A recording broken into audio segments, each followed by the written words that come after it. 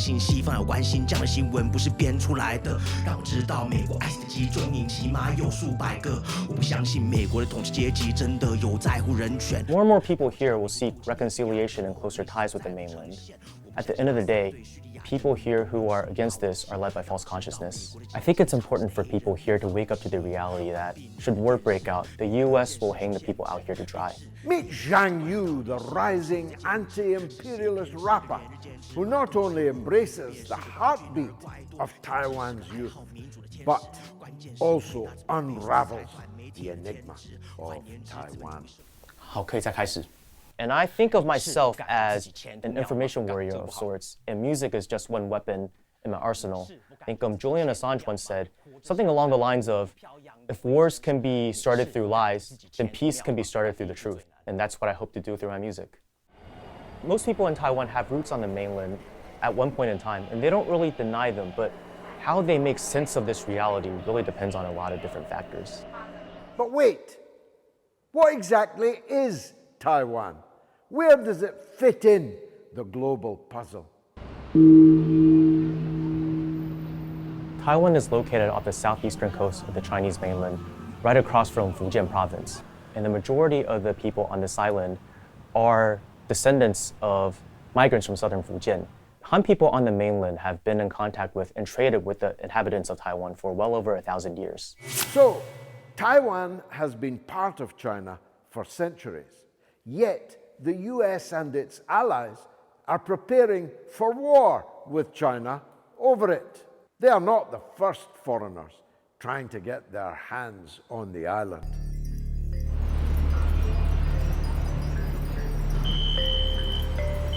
在历史上，荷兰人来过，法国人来过，西班牙人来过，美国曾经也想来过，那最后他在他的支持底下，日本占领了台湾。From the Sino-Japanese War to the end of World War II, Japan ruled the roost in Taiwan over 5 decades and ruthlessly with its familiar fascistic brutality. The West gloss over the horrors of Japanese fascist occupation, but no one in Taiwan will ever forget it. You would never have heard of Taiwan if it were not for the victory of the Chinese Revolution, led by Chairman Mao, and the final defeat of the Japanese. Chiang Kai-shek was the leader of the Chinese nationalists. His movement, the KMT, was at times united with Mao and in the struggle against Japanese occupation, but he turned against them, created civil war, and lost.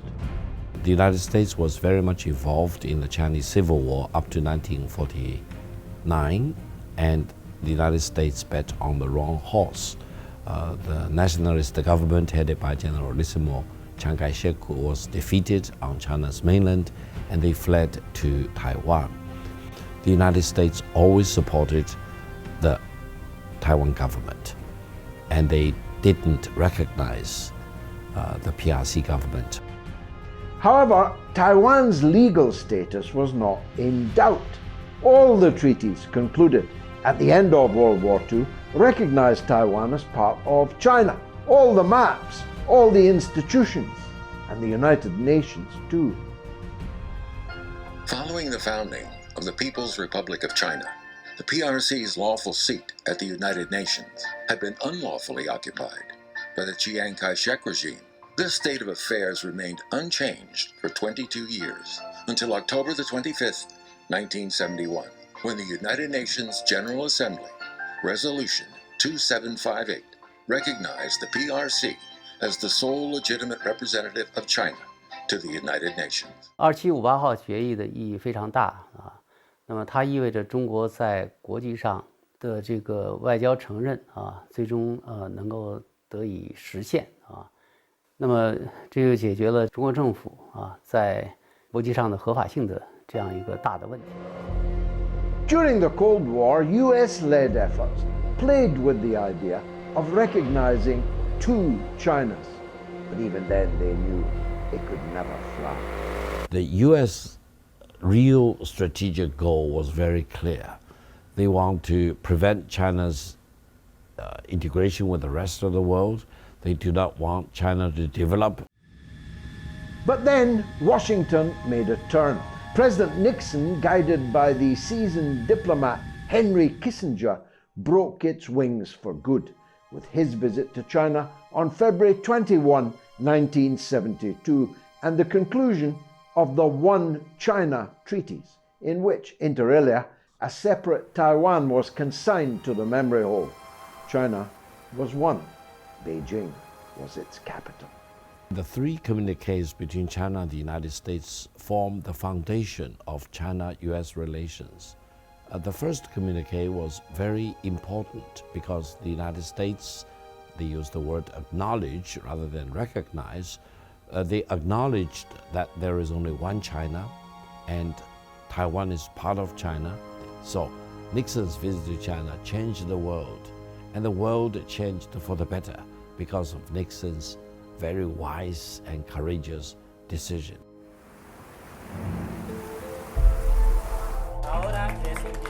Honduras belonged to that list for nearly 4 decades. It is a blow to Taipei, with yet another country breaking off ties. The Honduran Foreign Ministry says it now recognizes the People's Republic of China as the only legitimate government that represents all of China, adding in its statement that Taiwan is an inseparable part of Chinese territory. Throughout recorded history, then, it is clear Taiwan has been an integral part of China. The world increasingly recognized this in the aftermath of the Second World War. Now, almost everyone acknowledges there is only one China. The only real question is how and when Taiwan shall reunite with the mainland. Will it wait for the apple to fall from the tree, or for the tree to be shaken? China raised three preconditions. One was to terminate the US-Taiwan diplomatic relations. The second, for the United States to withdraw all US troops from Taiwan.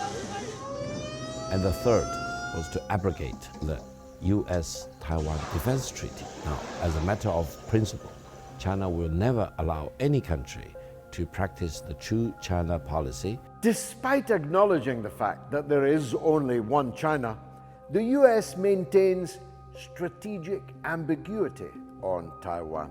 American officials often use language or take actions designed to intentionally provoke China. In Taipei, as the Speaker of the House arrives, senior U.S. politician to visit Taiwan in 25 moment on this trip that has sparked a lot of controversy. We will not allow China to isolate Taiwan. This visit by Nancy Pelosi was illegal, illicit, illogical, and inflicting huge damage to China-US relations. On the one hand, they say, yes, we still acknowledge the one China policy, there is no change. On the other hand, they keep working on hollowing out the real contents. They want to have a situation where the separatists in Taiwan can declare, we are already an independent country. President Nixon had successfully reopened relations with China through the first communique in 1972. This was followed by the second communique under President Jimmy Carter, and in 1982, President Ronald Reagan completed the set of 3 communiques. These joint statements all essentially outlined the one China principle and the wish to reduce risk of international conflict. I've written and you've been critical of the Biden administration's assault on the one China policy. It repeats that it's committed to one China policy, but then undermines it in a number of ways. And I think those of us here in the United States certainly have to be working to restore commitment to that policy and to be encouraging multi-level negotiations between Taiwanese and mainland Chinese and between the great powers. Yet scarcely a day goes by without a US politician speculating on war with China over Taiwan, either from their own mouths or through their mouthpieces on TV and their hired hands in the fancy newspaper. This provocation doesn't stop at political rhetoric. The US has 800 military bases abroad, and mostly ringed around China. And their military men are propped for the job also. The US surrounds China with foreign military bases and endless military aggression and military drills with other countries like Japan and South Korea and Australia doing military drills in right around China's territorial waters. So to portray China as the aggressor is absolutely bizarre, when I think China has the right to defend its territory against this imperial aggression. Imagine, if you will, China supplying cruise missiles to separatists in Hawaii, Puerto Rico, Alaska, or Texas. Also, if the worst happens and a war breaks out, will the US muster all its political and military resolve to come to the aid of Taiwan? Why the United States is doing this, why they want to sell more and more weapons to Taiwan? Because I think they want to instigate a proxy war. They want to have people from China's mainland and China's Taiwan province, who are both of the Chinese background and ethnic composition, to fight against each other. It's like asking brothers and sisters to fight among themselves. Yet it appears that some Taiwanese leaders reside in a realm of wishful thinking. They proclaim their desires for independence and sovereignty with resounding vigor. The White House reacted with a degree of concern over Li's statement, seeking clarification from Taipei. The matter, we are told, has since been resolved, but the question lingers. Will the US champion these aspirations seeking to enforce Taiwan's sovereignty, even if symbolically? This resembles a pattern in US foreign policy, where the US claims that they are acting in support of the people of Taiwan, acting in their best interest, when really they are using them as cannon fodder in their campaign of aggression against China, in their military expansion, in their never-ending seeking of war profiteering and benefiting the military-industrial complex in the US. One of the things I've been doing is to encourage as many people as possible to read Kevin Rudd's book, The Avoidable War. It really lays out the potential danger that's there, the many ways that a war could happen, but it also points out ways that it can be avoided. I think through negotiations, a sense that is in no one's interest for there to be conflict, no one's interest for there to be a war. Everyone loses in a war. Europe can't make up its mind on China either. On the one hand, the EU and China are each other's largest trading partners, and European leaders have been flocking to Beijing to meet with President Xi Jinping. There is a notable lack of popular support in Europe for disengagement with China, de-risking, decoupling, even less of actual war. And yet the European navies have followed the American Armada and are now far more likely to be found in the seas around China than steaming in their own waters. The EU's Foreign Minister, Joseph Borrell, declared that Taiwan was his, and indeed Europe's, freedom frontier, and called on the EU states to send their navies to the Taiwan Straits. The US is really dragging in its European counterparts along their war path. Like Liz Truss, the former Prime Minister of the UK, who lasted only around 40 days, but spent 5 days in Taipei, during which she proposed the creation of an Asian NATO to defend Taiwan. Liz Truss's successor, Prime Minister Rishi Sunak, visited Japan and declared China as, and I quote, the greatest danger to our security.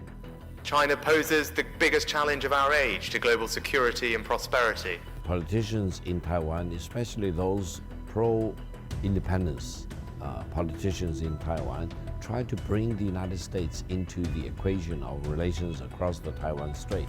They falsely believe that if the United States support them, they could turn Taiwan into a separate, independent country with full sovereignty.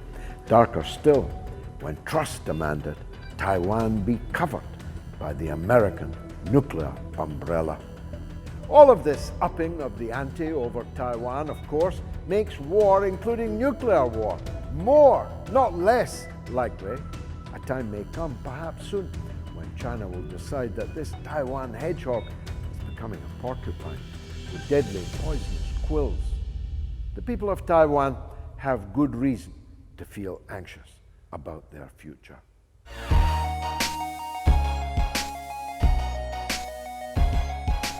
所以今天台湾想要脱离中国，要独立，他们唯一的靠山，以为可以支持他们完成台湾独立的这样的一个依靠，就是美国。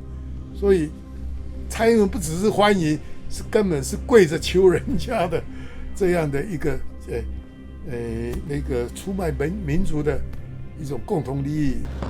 As we delve deeper into Taiwan's intricate tangle with the United States, one resounding truth emerges. Washington plays the role of chief provocateur, seemingly eager to stoke the flames in cross-Strait affairs. So they are pushing Taiwan to challenge, to cross the red line of the One China policy. Yet, China's meteoric ascent on the global stage stands as its own formidable deterrent to such wayward ambitions. This shift in the global landscape hasn't escaped the attention of the Taiwanese people, igniting hopes for reunification and a brighter tomorrow. 那今天因为中国的和平崛起，带动了整个世界的新的格局跟新的世界秩序的形成。 台湾人应该要把握这样的历史契机，能够改变这一种历史上的宿命，这样子呢，作为台湾居民才能够世世代代的在这里长居久安，台湾的人才智慧才能够取得有效的发展。中国大陆的崛起，以及全世界有越来越多的地方都在跟中国做贸易，然后以及跟他们合作，那未来。 其实台湾真的是一个选择，就是说，如果你跟着美国，那确实你就会越来越走向一个边缘，然后与世界脱节的一个状态。那如果跟两岸未来和平的一起发展，那其实会是一个跟全世界各个国家一起越来越欣欣向荣。我是乐观的啦，就那个乐观是在于说一个世界更和平。 的环境应该会到来，那我觉得台湾未来也可以跟对大陆是和平相处，那甚至是朝向一个就是统一的方向这样子。 A heightened recognition of a shared destiny, indeed, sweeps through the landscape. This understanding holds the potential for a path forward that's drenched in harmony rather than discord. The choice before Taiwanese people is to negotiate how to achieve unification peacefully, or to be a chess used by the United States to combat with Chinese men. War can be avoided if the United States can respect that the Taiwan question should be resolved peacefully by the Chinese ourselves.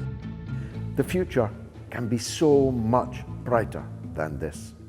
Maybe the people of Taiwan will call a halt to treason, knock the American umbrella out of their hands, reaffirm their one Chinese identity.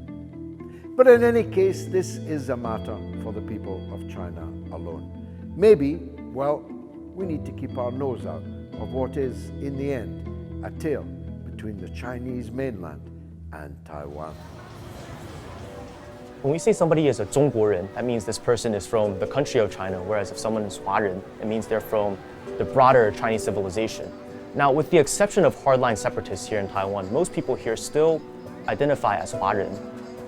As the Chinese mainland keeps on developing and the quality of life and opportunities for the youth continue to improve over there, more and more people here will seek reconciliation and closer ties with the mainland. At the end of the day, people here who are against this are led by false consciousness. I hope to see Taiwan not being used as a bargaining chip by foreign powers in their negotiations with Beijing. And I hope that the people here and on the mainland build more bridges and have more good faith contact with one another